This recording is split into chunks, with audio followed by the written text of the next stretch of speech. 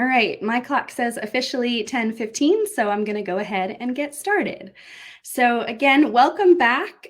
This is part 2 of including children with disabilities from the start. We heard from some wonderful presenters about various programs around our state to support inclusion of young children. And now you're going to hear from some more of us. So my name is Carrie Kennengeiser. I am the program director for South Carolina Partnerships for Inclusion, affectionately known as Skippy. And we really have employed a collaborative process that assists school districts in increasing inclusive opportunities and school readiness for preschool children with disabilities. So over the past 5 years, we've worked with just over 40 districts across our state. And those participating districts at that time opted in to become part of sort of a community of practice. And they were able to receive free technical assistance to develop cross-sector leadership teams to create and execute an implementation plan to really ensure that children with disabilities in preschool have access to and are able to meaningfully participate in the general education curriculum alongside their peers. So exciting news. If you didn't know, we began a new contract with the South Carolina Department of Education recently. So the Office of Special Education Services, that Part B 619 piece that Heather was talking about earlier, that's where our funding comes from. So our program will continue to provide the necessary resources to support meaningful and lasting changes at the local level to expand inclusive opportunities for young kids with disabilities. And we're now reinforcing the Office of Special Education Services early childhood framework and their SOTA, which is their system of technical assistance supports. So Heather, you can go to the next slide. So, did you know, I'm probably preaching to the choir. Why are we doing this? Why are we talking about inclusion from the start? So, kiddos with disabilities, even the kids with the most significant disabilities and highest needs, can make significant development and learning progress in inclusive settings. There's a ton of research that supports this, and feel free to connect with me, fill out that contact form. If you would like some more information on that, I'd be happy to send that to you. But really why we do this is because we want to create this trajectory of inclusion across the life course. And when we start now, that's how we do it. I'm not sure if any of you are familiar with Aaron Hall. He's the director of programs at the National Inclusion Project, but he really has, in my opinion, the best definition of inclusion. He says that human beings treating human beings like human beings. That's what inclusion is. Next slide, please. Thank you, Heather. So how can Skippy help you? Well, we've got a couple of things going on. Firstly, lots of resources and support to really facilitate planning at the district level to increase inclusive preschool opportunities. So we have tools that are available on our website for free that can help school districts analyze their strengths and their needs related to preschool and preschool inclusive practices, and then engage in some backwards planning to create a 5-year strategic plan to increase those inclusive opportunities. We can provide support with forming that district level cross-sector community preschool inclusion leadership team to lead that process. And this is going to kind of feel like a broken record. You've heard Kate and you heard Carrie Weichel, and I'm sure Heather said it too, talking about working together. We can't work in silos. So the reason that we're called Partnerships for Inclusion is because we know it's imperative that we partner with our community folks and other agencies to really do this work well and to serve the children and families that we work with to the highest amount that we can. So community partnerships and connections. Again, we know that early childhood doesn't happen within district settings only. And to be successful, early childhood inclusion requires that community-wide partnership that brings family, community child care programs, Head Start, district leaders, teachers, and other community members together to build, first and foremost, a culture of inclusion. That's actually been the #1 barrier to inclusive practices over, I think, more than 20 years. It's really adult attitudes and mindsets. So it's something that we can definitely overcome. And it's honestly frustrating that that's the biggest barrier to make sure that we're providing the best supports for young kids and their families. So we have worked with many districts to support these cross-collaborative partnerships and relationships. And you heard Kate talk about some of the districts that she's worked with through the See It Academy. And some of that work, some of those districts had worked with Skippy, and then they wanted more information to kind of continue on their journey of really building these relationships and these partnerships with community childcare. And then it was great that we had the See It Academy. So what I can do is I can also connect you to other districts who might be doing similar work and other potential partners. So then we have lots of professional development opportunities, and we offer tiered technical assistance. So Tier 1 is universal support. Again, lots of professional development opportunities. We also have a electronic newsletter that comes out, resources on our website. We do trainings at various events like this one as well. And the tiered technical assistance, we provide targeted and intensive supports for districts that are in need of specialized assistance to enhance their early childhood programming, to support the implementation of practices that will really increase inclusive opportunities for their little ones. In the past, this was something that we awarded on an application-based process, but we're now shifted to supporting districts based on need as determined by their root cause analysis findings as part of the Office of Special Education's SOTA framework. So if that's familiar to you and you know you're in that process and you realize, hey, early childhood was definitely a piece that we identified needed to be worked on, Skippy might be the right program for you to talk with. As far as some of those other professional development opportunities that we do offer, topics for training include things like understanding the rationale for inclusion and the process for determining LRE, or least restrictive environment for young children with disabilities, making accommodations and modifications to support the needs of children with disabilities. In the gen ed early childhood setting, supporting social and emotional development of young kids using the pyramid model framework and practices, which if you want more information about that, I'd be happy to share. And just different ways to really team up and boost your collaboration skills to support those young children in inclusive settings. Lots of good stuff, but I don't want to take up too much time, so I'm going to ask Heather to go to my last slide. And if you have more questions, again, you can always click that link to fill out the contact form that will go to all of us, but you can also go to our website, which I'll drop in the chat in a second. But here's what it looks like. We've also got a contact us button there. We've got YouTube, which you can watch some of our recorded sessions on YouTube. And we've also got a Facebook that we'd like to push information out as well. So thank you for your time. I'm going to pass that along to Heather. And if you have questions, we're going to do questions at the end. Thanks.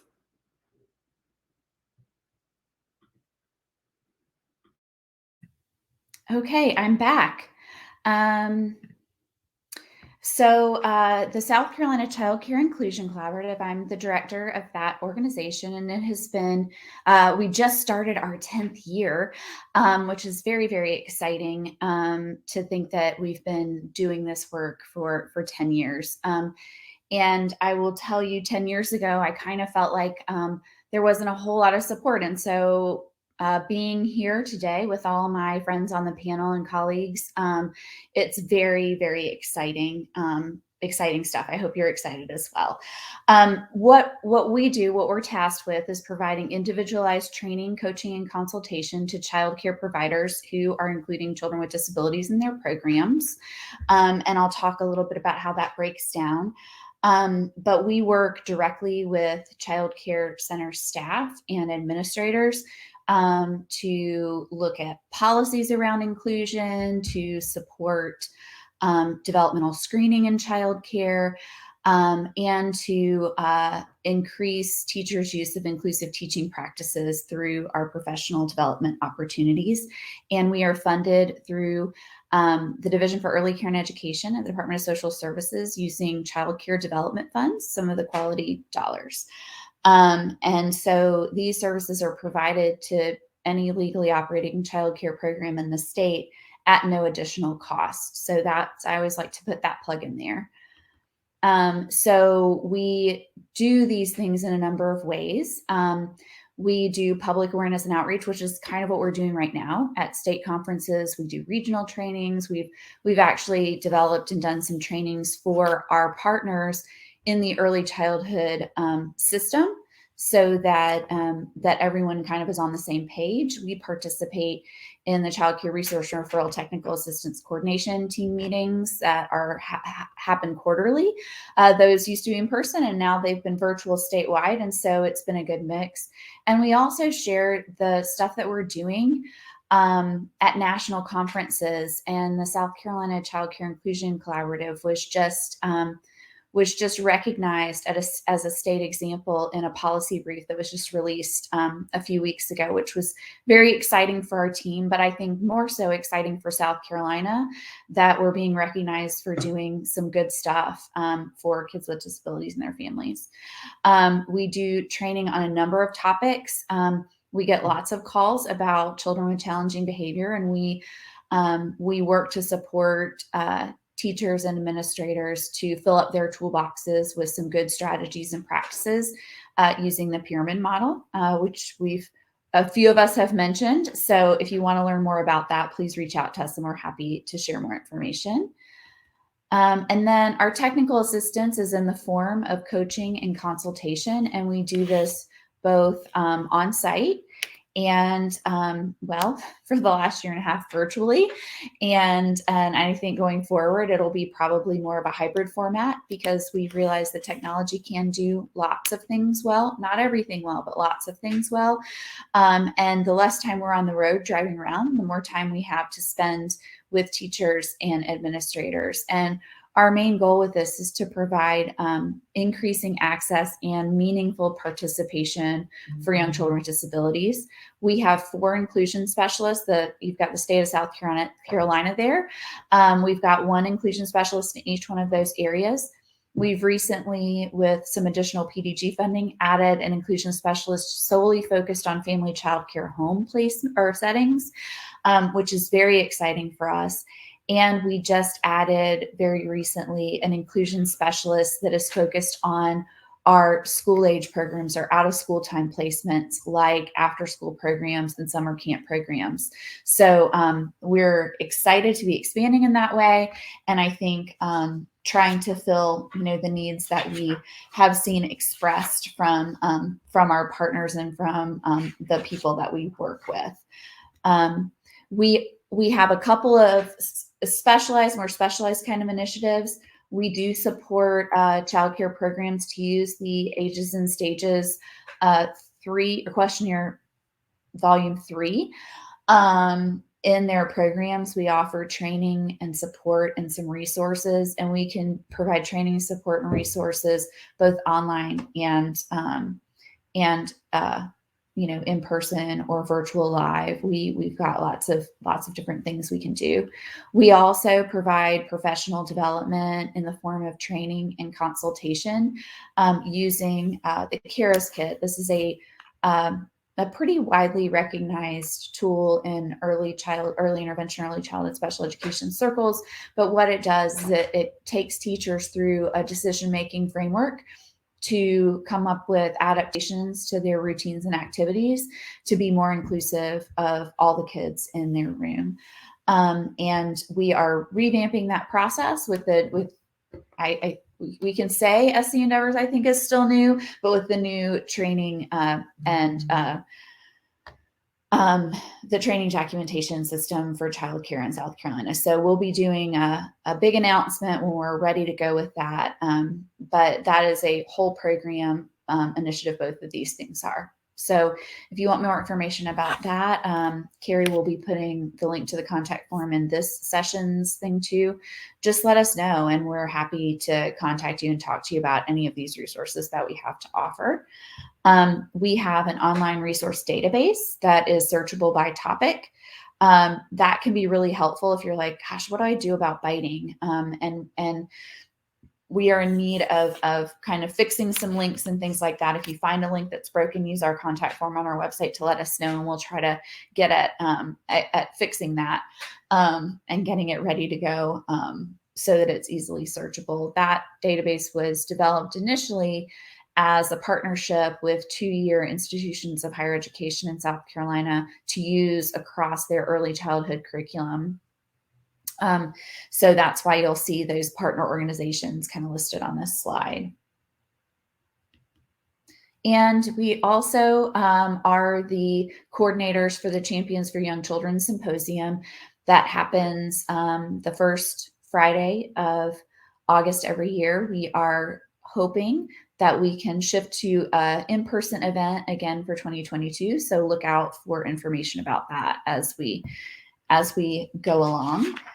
And I think that's my stuff. So I am going to turn it over to Mary. And I have to do this real quick, Mary, sorry. So I can mute myself and turn off my camera. No problem. Thanks, Heather. Hey, everybody. I'm going to go ahead and do my introductions while Heather's getting us moving. Thank you. I'm Mary Reeves. I'm the Director of Programs here at Beginnings SC. And like my fellow panelists have said, I'm really honored to be here. We are having our 10th birthday next summer. And that seems impossible that it's already been almost 10 years. And it's been really great to get to work alongside some of these folks as they have really helped shape the landscape of what inclusion looks like for kids with disabilities. I've just got a little teeny niche area, like hearing loss. That's what I know. That's what I do. And so my goal for today is just to give you a little bit of things to think about, let you know the services that we can provide to any early childhood provider. Thank goodness it's Friday, y'all. And then just give you some things to kind of think about. What does inclusion look like specifically for a child who is deaf or hard of hearing? Heather, if you will move us forward, please. So this is just a little glimpse into our programs. Like I said, we're about to have our 10th birthday. And we came about, Kara, who's my co-founder, was a teacher of the deaf in a local Midlands school district. I worked for community mental health with deaf and hard of hearing kids. And we met staffing kids and trying to figure out how to best support them. I was working with families. She was developing IEPs and educational programming. And we really realized that we had a lot of kids who were struggling, a lot of families who really didn't understand how their child's disability impacted access and language and learning. So we quit our state jobs and we started a nonprofit. And most of that journey has been pretty great. We started out just doing our parent counseling part. So if there was a family who had a child who'd been identified as deaf or hard of hearing, we got a referral from an audiologist or a teacher, a pediatrician, or they found us on the internet. And we started just providing that education that parents are missing, helping them understand, what does that crazy graph look like that the audiologist gives you that has X's and O's? What does it mean? How do you support your child in sports, in childcare, in after-school programs, in school? And we did that for several years, and we were serving children birth to 21 because, we realize, and I know many of you all and my team here recognize that 0 to 3 is when a really critical period, but when you have a child with a disability, it doesn't just magically get easier at 3, right? Things continue. At every transition period, we encounter more, new challenges. So our services go through age 21, and they still do now. But as we were going about that, we were talking about how frequently we would have a child who was identified late. with a hearing loss. And what that means to us is not identified at birth or in the few months after.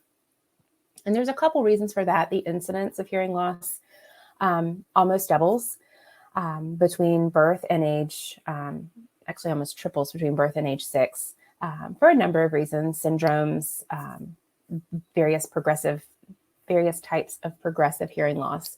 But we kept talking about, well, why are we finding these kids so late? And someone said, well, why don't y'all just do something about it? You keep talking about it. So we were fortunate enough to get to work with the folks at DSS, and through some of that CCDF funding that Heather's already mentioned, we were able to start providing hearing screenings to childcare centers. And that's one of 2 things that we do for childcare, and that services for childcare portion there. And to date, I just ran numbers yesterday, 5,992 kids have received hearing screenings free of charge from our program. And I think that's pretty phenomenal. This year we've screened 1,300, roughly, I don't have that exact number down, around 1,300, and we've made over 100 referrals out to pediatricians and audiologists to follow up on those kids. Because really what we know to be true is the earlier we identify kids, just like all, thank you, Phaedra, I see that, thank you so much. What we know to be true about all kids is the earlier we identify an issue, the earlier we can support them, right? And you know, the other aspect of what we do is technical assistance. And I had the really great opportunity this week to provide some on-site TA to a program who had a child with hearing loss, and they were just like, what are we doing wrong? What else do we need to know? And we know the earlier we can identify those kids, the less they'll be frustrated and the less their programs will struggle. I'm gonna talk a little bit more about that, but just to wrap up what else we do, that training, technical assistance. We provide training to anybody. I will happily talk to anybody, and I'll be real glad when we can do that in person. We technical assistance, again, on site, and Heather mentioned this. COVID is really kind of, you know, we find those silver linings, right? It's allowed us to travel a lot less. We've done a ton more TA this year than I thought we would, because I can do multiple in a day. You know, we can hop into Zoom really quick. I can talk about what the struggle is. So I think we'll continue that model for programs that it works. Awareness and education events like this. I'll literally talk to anybody, anytime, about identifying a child who's deaf or hard of hearing, supporting their families, and making sure that they have access. One of the things that we say in the world of deafness is it is not the hearing loss that causes a disability, it's lack of access to language that causes a disability. And so our big goal is just get kids language as early as we can, as quickly as we can. Last thing is advocacy and policy. That's been something we've sort of eased our way into. And again, I'm thankful to be on panels like this where these folks are really looking at policy changes, and we've had some really great models for how to do that and how to establish that. I think frequently we've looked at ourselves as a counselor and a teacher, and did we have the skill set to do that? But the one thing that we know is working together as a team and really looking at the research and trying to systemically shape or change some of those systems that really impact kids. So, all right, that's us in a very quick nutshell. Heather, if you will move us on. Ready, set, screen. I just want to touch on this really quick. Again, I mentioned we've done almost 6,000 hearing screenings to date. Some of the PDG funding that came recently, Preschool Development Grant, has allowed us, previously we were kind of limited in who we could screen, a licensed child care center, ABC quality, but we could not offer those screenings without some hoop jumping, early Head Start, first steps. So one thing that PDG has allowed us to do is build a lending library where I actually have machines, hearing screening machines, super quick, easy technology that I have put into centers and programs, trained their staff, and are providing technical assistance so they can screen kids themselves. And the goal of that is to increase the number of children who receive a hearing screening, because really we want every child to be screened annually until they're able to be screened by their pediatrician at age 5. Typically that starts at 5, sometimes 4. But then we have children who might be pre-verbal, or they are not English speakers, or there's a behavioral, they can't be conditioned to be screened at the pediatrician. If y'all remember, you put your headphones on, you got to raise a hand if you hear the sound. Not all kids are capable of doing that, specifically some of our kids who might have disabilities. So the technology that we use is quick and easy. It doesn't require a response. And so Ready, Set, Screen is our campaign to spread awareness about not only the need to screen, but all the easy ways that you can provide a hearing screening. So if you're interested in learning more about that, how you could get a machine, or one of the other things we hope to do with that is leverage opportunities for, let's say a county program has a machine and they use it to screen, 100 kids or so a year. And there's a program right down the road who could use it to screen their 50 kids. So connecting some of those programs and trying to leverage that support, again, to screen as many children as we can. All right, Heather, if you will move us past. This is just a quick little flyer about that TA. Again, trying to figure out how to make that work for each program. What we've seen is that a lot of times, and I worked in childcare many years ago, and when a kid shows up with a super expensive piece of equipment, a lot of times, we're like, uh-oh, I'm not really sure what to do with this. We put it down. If parents aren't really sure how that can be navigated in a childcare center, they might not be able to explain and support the staff there on the importance of wearing a hearing aid or a cochlear implant. And so sometimes we find that it just sits in a box to be safe. One of the things we want to make sure we are able to support parents and providers in is, let's not put it in a box. Let us help you figure out how to be comfortable using that. And if we have children who walk into the center and pop those suckers off, help them figure out why that happens. And usually we can figure out pretty easily why that's happening and offer some good tips. So we do offer Endeavors training also. We have several different trainings to meet needs, and we can do those again also in person, Zoom, however. So, and we'd love to, if you have questions about a child with hearing loss, or you have parents, maybe you have a hearing child in your center, but you have their parents are deaf. If you have questions about that, we're here. That's what we do. So give us a buzz. All right. So I really want to make sure that I kind of give you an idea of why it's so important. And, a lot of the other folks have talked about LRE, least restrictive environment. And for deaf and hard of hearing kids, sometimes that looks different.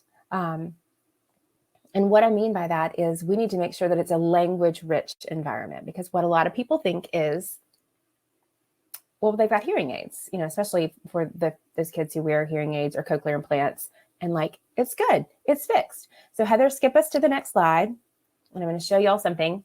It's super, super teeny. Okay. All right. Now I'm going to give you glasses. Heather, pop us to the next one, please. Put their glasses on. Oh my gosh, you can see. That's usually what happens for those of us who have, just basic nearsighted or farsighted, or even maybe an astigmatism, right? I remember getting my glasses at 12. I put them on. I walked outside and I asked my mom, oh my God, does everybody see the trees like this? Like you've always seen them like this? Because it was just instantaneous, right? So, all right, go to the next one for us, Heather. So this is a hearing loss. Okay, we have a word. I am going to put hearing aids on you now.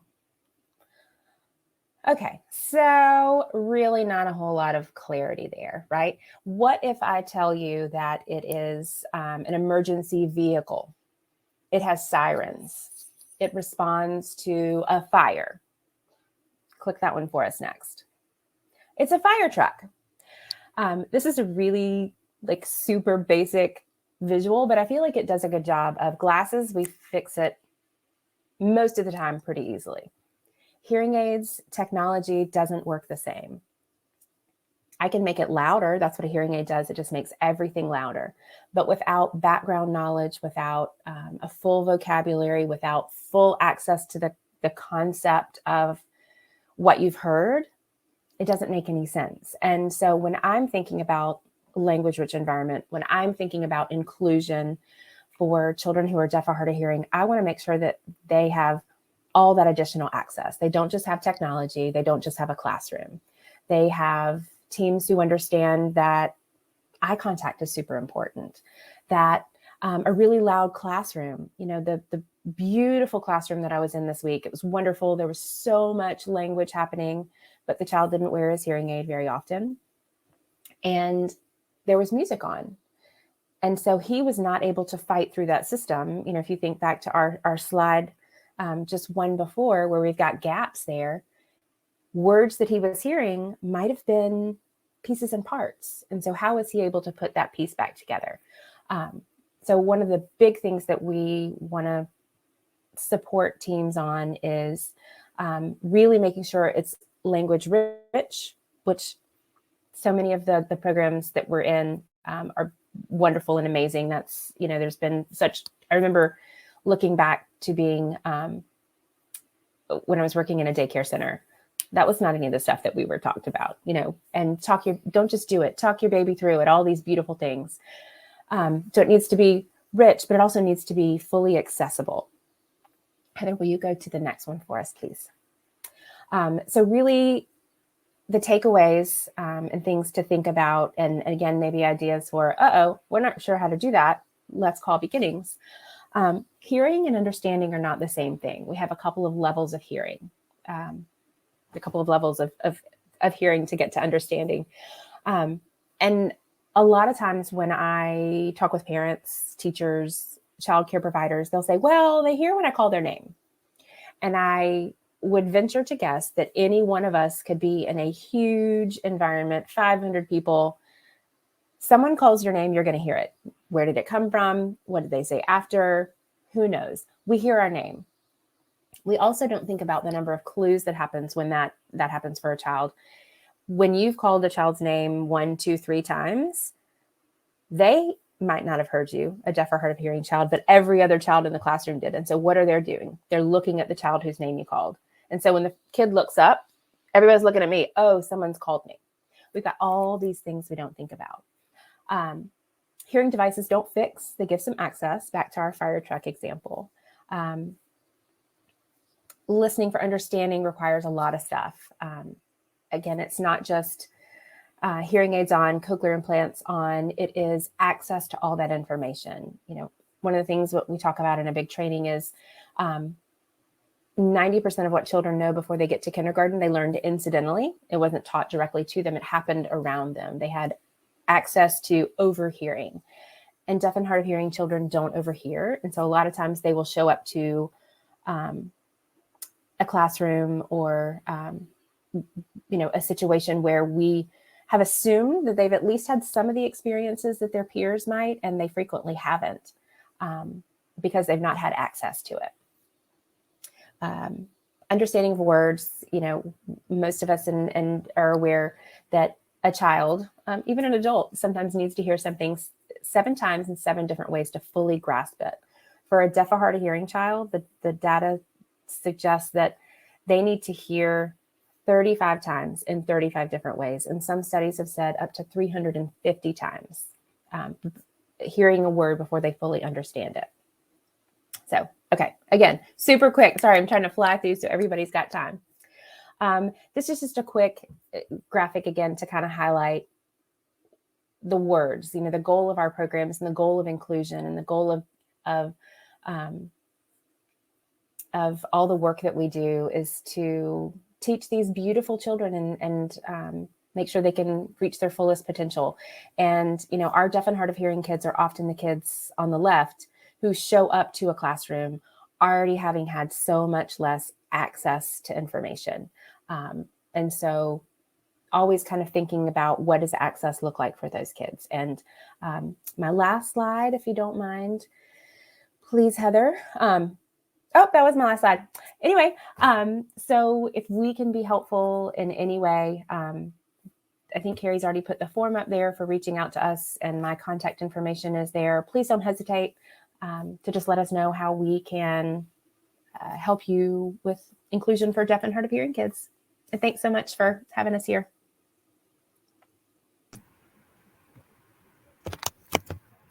Good morning, everyone. My name is Kate Chappell, and so my team are sort of the other discipline, and we're so happy to have been included in Heather Gouge's work in kind of bringing in what are those other resources that might be helpful in these early intervention times. So I'm Kate Chappell. I'm an associate professor at the University of South Carolina in the College of Nursing, primarily pediatric background. I teach across the age span, but as far as my nurse practitioner experience and RN experience, primarily pediatric. And then also I'll be representing the work that Victoria Davis and I do together. She is also an associate professor here at the College of Nursing and is actually teaching at this moment, so could not join us. And so we have been really excited to have the opportunity to work with this team on some PDG funded projects to try to help support families and daycare or childcare providers working with children who may have some significant health needs that we can be helpful for.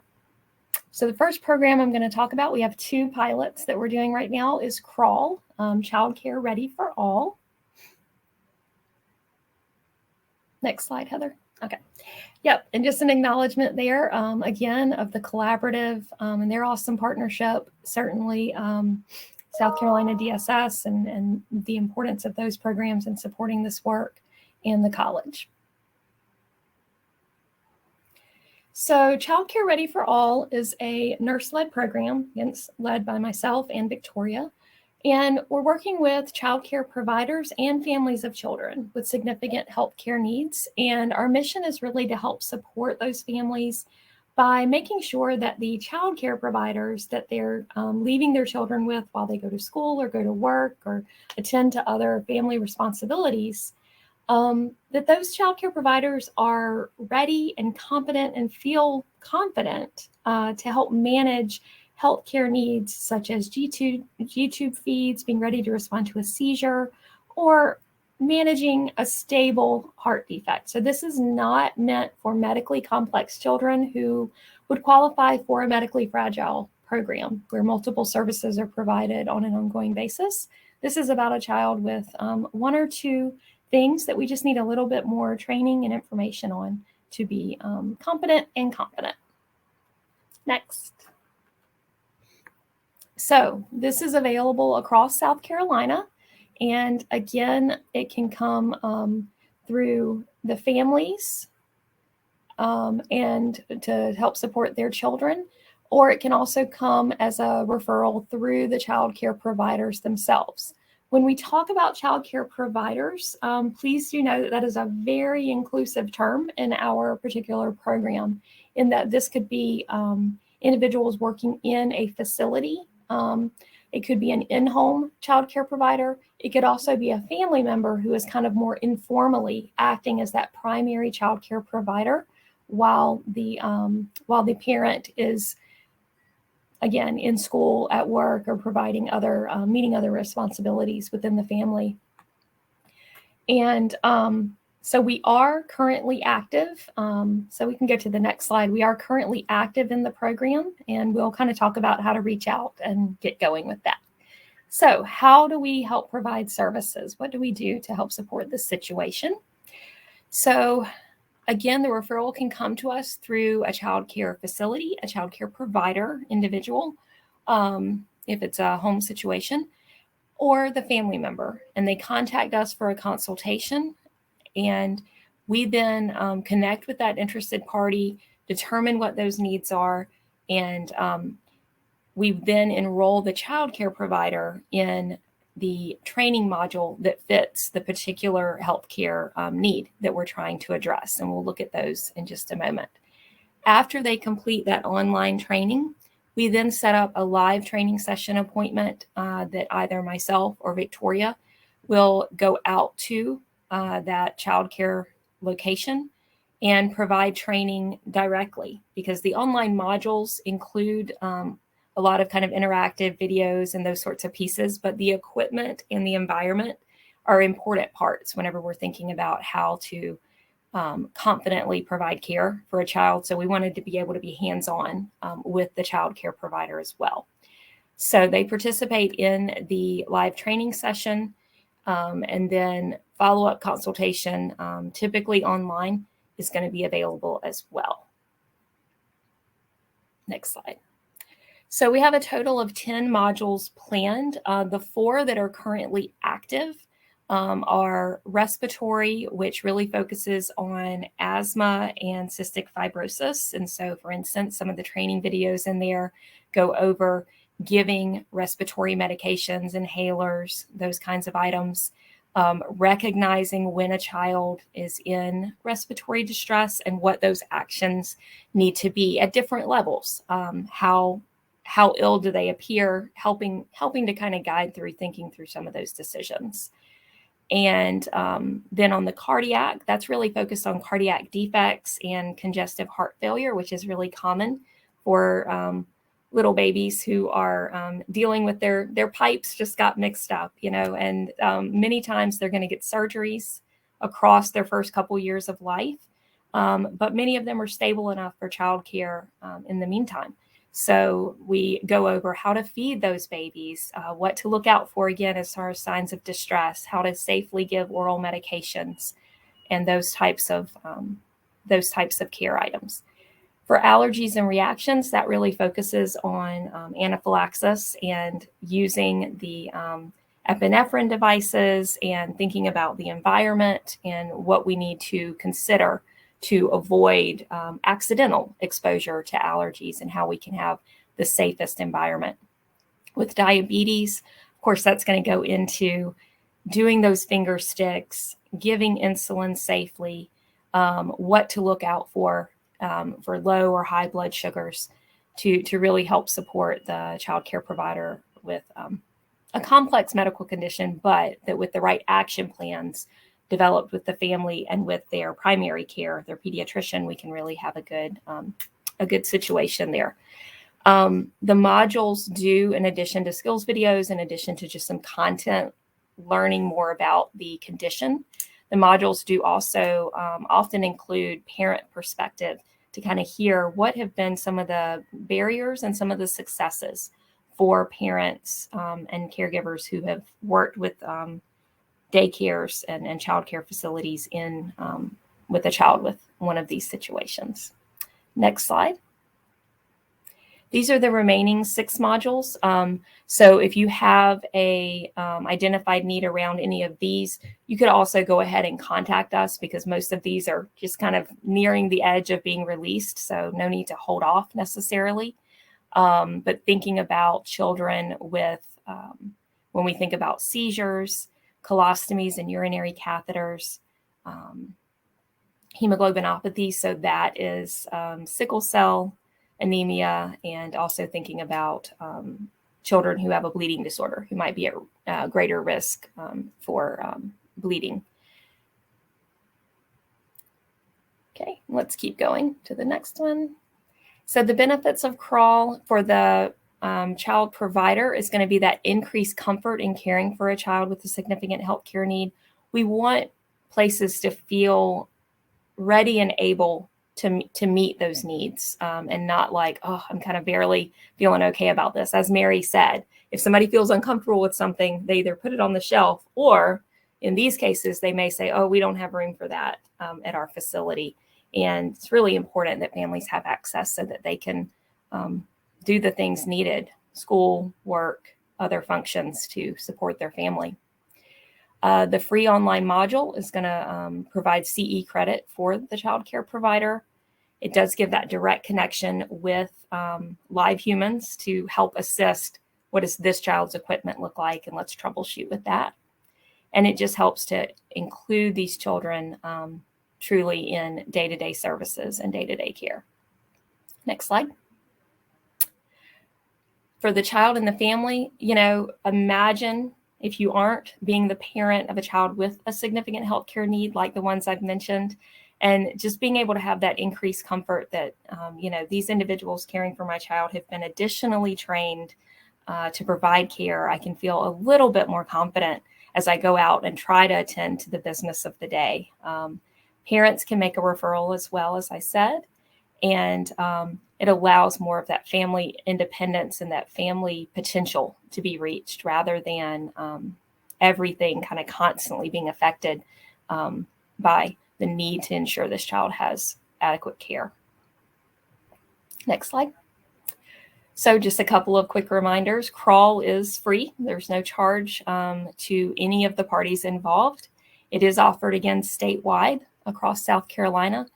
And if we don't have a module that specifically fits the need, then still reach out to us so that we can figure out, are we able to create a module at this time? What ways can we support you?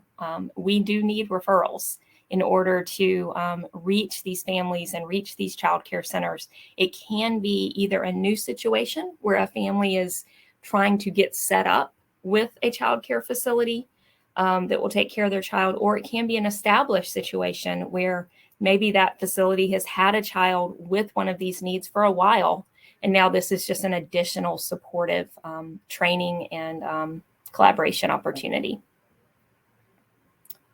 And next slide. Okay, we are housed on the South Carolina Inclusion Collaborative's website. And then also we have some social media on the next slide if you wish to be our friend and follow us and all that sort of good stuff. We have a great program coordinator who works really hard to kind of update and add little posts. So we would very much appreciate your support with that. Okay, and let's look at Baby Coach. So Baby Coach is focusing on newborns and their families. And we can go to the next slide. It's a NurseLed Support program for those families. So these are newborns who are discharging from either a NICU environment or a special care nursery environment, or possibly they were at a facility that did not have them in special care nursery, but they're going to have some additional healthcare needs when going home. And this is not meant at all to replace home health or those types of services. This is about helping to support the family transitioning home and taking a holistic approach from a healthcare perspective of what are the resources that you have available, and even helping them sometimes understand or digest the volume of information that they've received, and helping them triage and kind of prioritize those needs, and making sure that referrals are happening in a timely way. For instance, Mary mentioned that importance around hearing screening and the timeliness that must happen there. We would want to make sure that if there were concerns there, that we've gotten them brought that up to the top of their list so that their baby doesn't fall behind. Next slide. So we serve families that need that additional support. I do want to be really clear that we do not have specific criteria that say that that baby has to have certain diagnoses. Needing additional support can be, oh yes, they've got a couple of additional, maybe a G-tube, maybe special feeding instructions, those kinds of things. Or it could be that, especially in the nurse's assessment in the NICU or special care area, it could be that we're just recognizing this family is, maybe it's a single parent who has a lot to manage and doesn't have necessarily that great support system that would help them navigate this. Or maybe it's simply that they have multiple children in their household, and now they've got this child who's going to need some additional attention and additional care. They could use some additional support. Maybe they have social determinants of health that really increase their baby's risk for not being able to get all of the services they need. So really a wide look at that whenever you're thinking about what babies would qualify and what families would qualify. So we want to connect to the baby coach nurse, which again would be myself or Victoria, prior to the infant's discharge, so that optimally we can kind of do a needs assessment beforehand And then we will do either an in-home or virtual visit with that family within 2 weeks of them going home. And our preference really is for in-home, but if a family is more comfortable with virtual, certainly we understand that. And then follow up in-home or virtual visits as the baby grows, just in those first few months of life, as we kind of work to connect them to the resources that are going to really strengthen them and carry them forward. The referral to Help Me Grow is going to be a focused referral. So we, after meeting with the family and really figuring out, they could use a connection to primary care. They still haven't quite decided upon that, or they're not realizing, what needs to happen with getting going in BabyNet, whatever those resources may be. Being able to do a focused referral to Help Me Grow, and then Help Me Grow is able to provide us the information back as the referrer so that we can follow up with the family as well, realizing where those referral gaps were. And we also plan, this part is not active. Baby Coach will be coming in active at the beginning of 2022. So that's why we're beating this drum now, so that we'll be ready. Online resources that kind of families can continue to engage with going forward, including a support network with other families in similar situations, and providing little webinars and little, podcast-ish hot topic talks from experts. Next slide. Okay, so as I've kind of mentioned, these are the things that would be included in those, in that initial visit.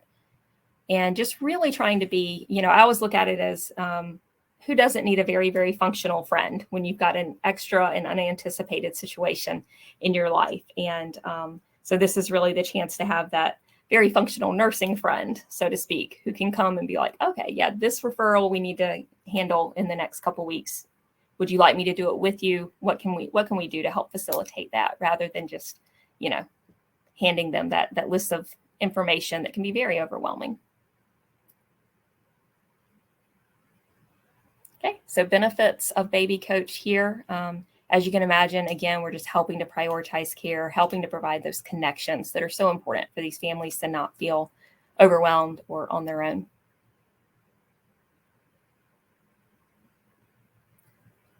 And we will be doing some pre and post survey work with our participants and looking at parent confidence, mother-baby bonding, father-baby relationships, if there are fathers involved, decreasing gaps in care, increasing the awareness of basic principles of safe newborn care. Sometimes when there's so much going on, medically complex, it can be easy to kind of lose those very basic pieces as well. This also is a free program, also statewide. And we are continuing to seek partnership with hospital facilities that have special cares or NICUs. So certainly, if you know anyone who might have a particular interest in connecting with us to help identify babies in their facility in 2022, certainly reach out to us. And there are all the social medias for that program. Thank you.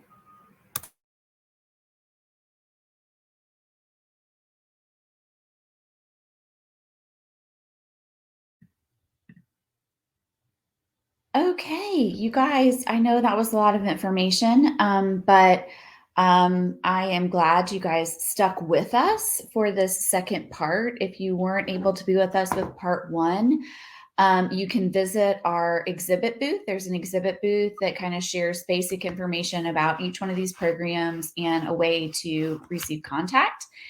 And I think that Carrie Cannengeiser has been monitoring the chat. Have there been any questions that have come up during the second part or even the first part that we want to address first?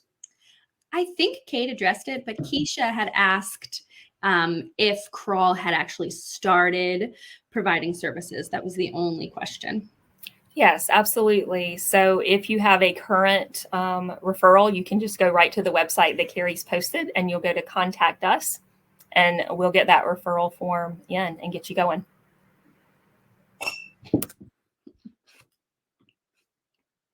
Thanks, Libba. We plant friends in our sessions, so they say nice things about us.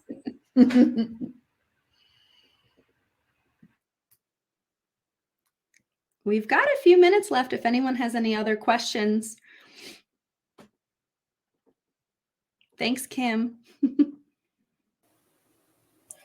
Kate, it's Mary. I actually have a question for you. So the referral process, how far out in age can that happen for crawl? That's a good question. So philosophically, and we've talked a lot with our fearless leader, Heather Douche, about this. Philosophically, we are not going to turn away a family who the child happens to be, over 5. We're not going to turn them away from that. It may be that when we get the referral, we're like, let's think about what the best way to support them is. But we don't want to turn away the referral. If they're having a need, we want to help. That's why this team is so great, because, if we can't meet the need, then we can figure out who can. So good question, Mary. Awesome. Well, I've got a teeny, not super teeny, but I think they've been out of the NICU for a couple of months. And that, I don't know why the thought didn't occur to me. So I'm going to send that over. Okay. Sounds awesome. Thanks. We have another question from Shayla. With the various programs available across the state, how does one determine which one would be the best fit? Great question. Well, if you fill out that contact form, if you're not quite sure, like I think Heather stated earlier, maybe it was yesterday, I can't remember, but we'll make sure to connect you with the right person. So if you're not sure, we all collaborate and work well as partners. Again, running theme. So we'll make sure to connect you.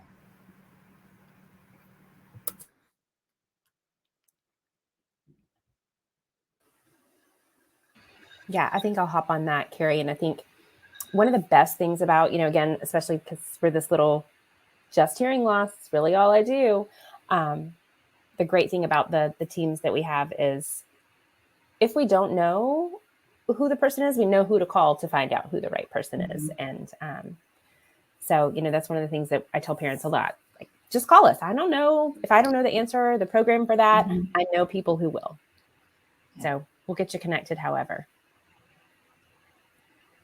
Yes, absolutely. I will also mention that while not on this panel, our panel got a little bit big and maybe a bit unruly, but we do also, all of us work closely with Family Connection of South Carolina, and they provide parent support and information about special education and the parents' role in that, as well as they provide, they have folks on staff that can provide support around Medicaid and how to access that, and what do we do and how do we go about it and who we call.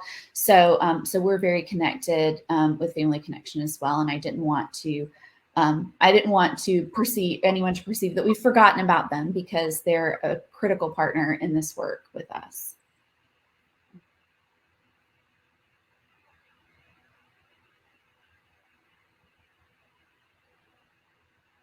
Yeah, Tanisha, I hear you. And theoretically, if families get connected early, they would have a team specifically for their child. And often that's the early intervention team if a child is birth to 3. But we also realize that sometimes that process isn't as smooth as we would want it to be. And so I think Baby Coach will be really kind of critical in making sure that, that families are aware and know and can get connected to kind of build their team early on. And I'm glad that you also mentioned Family Connection, because I appreciate that they have been supportive of you, and I love that. And I will make sure I pass those kudos along. I always like to try to share with my partners when I hear some good stuff, so I'll be sure to share that. And the same with preschoolers. Theoretically, there would be a team that would be supportive of that child and family, but sometimes that doesn't always work out the way we want it to. And that's, Skippy is kind of a support structure for school districts to kind of look at all of their practices around supporting preschoolers. We're not just there to talk about least restrictive environment. We kind of talk about all of their policies and procedures and all the things related to how they find children, how they evaluate children. And one of the things that Beginnings is doing that we saw as kind of a barrier to evaluation for preschoolers was they were waiting on a hearing screening. Well, now we have loaner machines, and Beginnings can provide training to districts on how to complete those hearing screenings in a high fidelity way, right? Yeah, thank you, Mary. I'm like, word finding is Friday. It's hard, but I'm thinking about words. They don't come. Anyway, I'm also looking at the time and I'm getting nervous. But so that's, these are one of the reasons I wanted to kind of bring up all these programs that have been funded through PDG funding, because I kind of see them as kind of filling in this space to build more of a cohesive system for inclusion and support for children with disabilities and their families. And so, districts were saying, yeah, I want to meet all of my evaluation timelines for preschoolers, but we don't have a resource in our community that can get hearing screenings done quickly enough. And we need that to be able to complete the other evaluation pieces. Well, here we go.